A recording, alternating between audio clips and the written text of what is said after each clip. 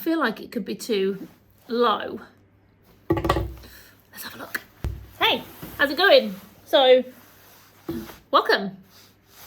Today we're going to be looking at the lenses that I have in my kit, and let's go.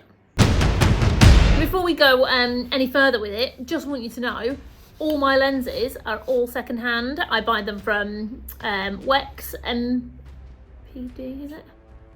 MBP? Anyway, they're all secondhand. Apart from the kit lens that came with my camera, I do use a Canon 6D. I don't even use a 6D Mark II, I just use a standard 6D and it really works for me. So yeah, you know, it's whatever. Anyway, first lens, let's go. Ooh, it's the 24-70. This is an absolute, I love this lens. Oh, and do you know what? It's usually stuck to my camera. I usually pick it up, take pictures around the house of the kids. The focal length is absolutely perfect. It's a 2.8, so it lets in just enough sunlight that, because I quite like moody, darker shots. I'll try and put a couple on screen to give you an idea. And this is absolute banging for that. Again, it is secondhand. No, it is really expensive. If you are starting out in photography, then something of this focal range is pretty good, but try and get a secondhand one if you can, because it will save you an absolute fortune. If I do street photography, this is what I take.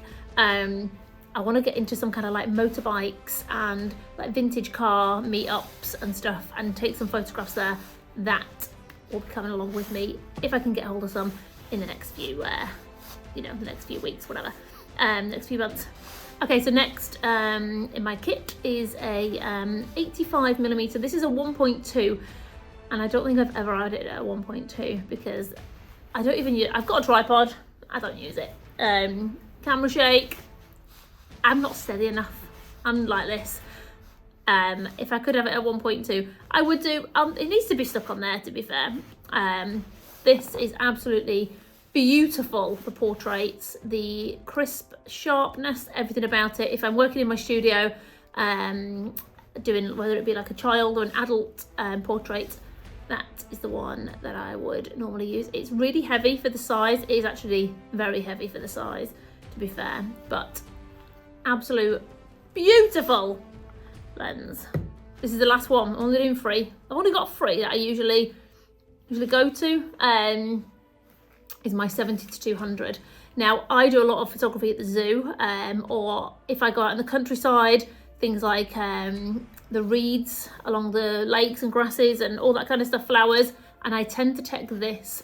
It is really heavy to be carrying around all day, so people out there who do weddings and stuff, I do feel sorry for you. But this is absolutely beautiful. It is a 2.8 again, so beautiful amount of light, sometimes a bit too much light for me, so bump up what I need to. It's got image stabilizer on it and everything. She's absolutely gorgeous.